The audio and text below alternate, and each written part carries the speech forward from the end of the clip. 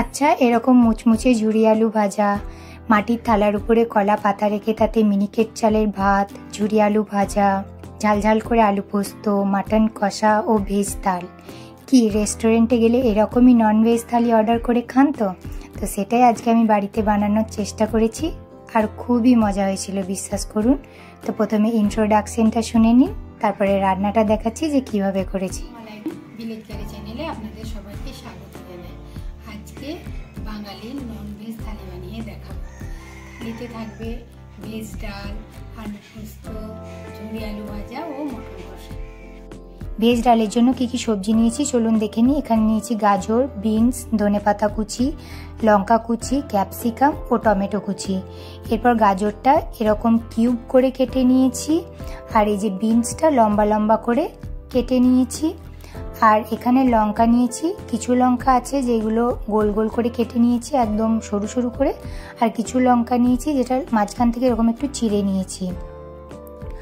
আর এখানে ক্যাপসিকাম নিয়েছি যেটা চৌকো চৌকো করে কেটে নিয়েছি। আর এখানে দুটো বড় সাইজের টমেটোকে একদম কুচি কুচি করে কেটে নিয়েছি। এরপর আলু পোস্তর আলুটা দেখাই। আলু পোস্তর সঙ্গেই এই পেঁয়াজটা কেটেছি। আলু পোস্তর আলু যেরকম হয় কিউবে, ওরকম কিউব করেই কেটে নিয়েছি, তার সঙ্গেই মোটা মোটা করে পেঁয়াজটা কেটে নিয়েছি। এরপর গ্যাসের ফ্লেমটা অন করে সেখানে একটা কড়াই চাপিয়ে রাখলাম। এরপর দেখুন ভেজ ডালের জন্য নিয়েছি এখানে মুগ ডাল। মুগ ডালটাকে প্রথমেই আমি ধুইনি।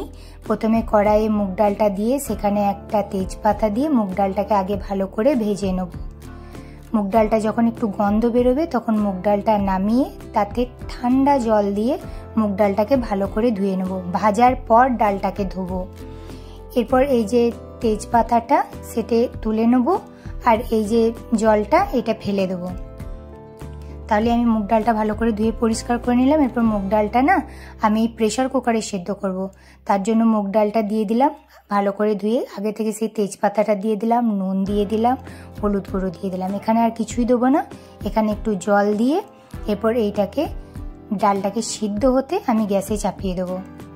ওইদিকে ডালটা সিদ্ধ হোক, আর এইদিকে আমি অন্য একটা কড়াই চাপিয়ে তাতে দিচ্ছি সর্ষের তেল আর দিচ্ছি গাওয়া ঘি। ঘিটাকে দেওয়ার পর সবজিগুলো, ভেজ ডালের জন্য সবজিগুলো ভেজে নেবো।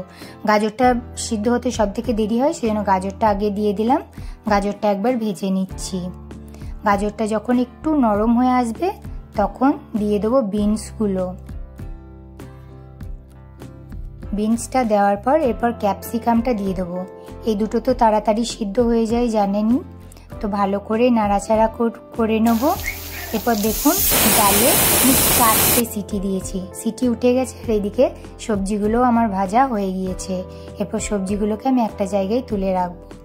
এরপর যতক্ষণ ওই ডালটার ভাপটা বেরোবে, ডালের ফ্লেমটা আমি অফ করে দিয়েছি, ততক্ষণ চলুন আলু পোস্তটা বানিয়ে নিই।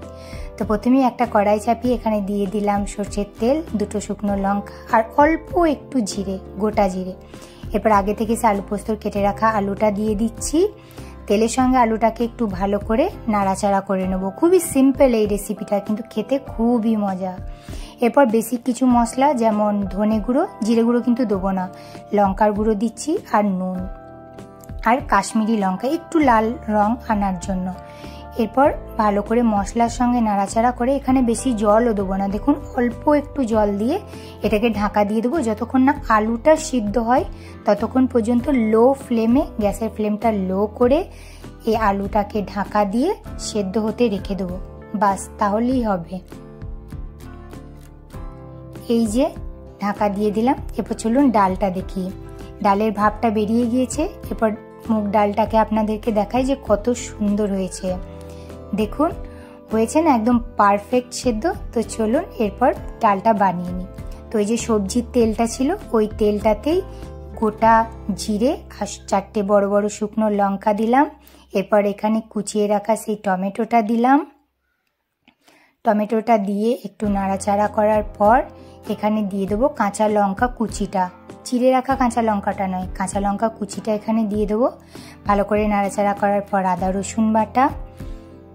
রসুন বাটাটা দিয়ে ভালো করে, এরপর নুন, অল্প একটু চিনি, হলুদ গুঁড়ো আর লঙ্কার গুঁড়ো ধনে গুঁড়ো ও জিরে গুঁড়ো।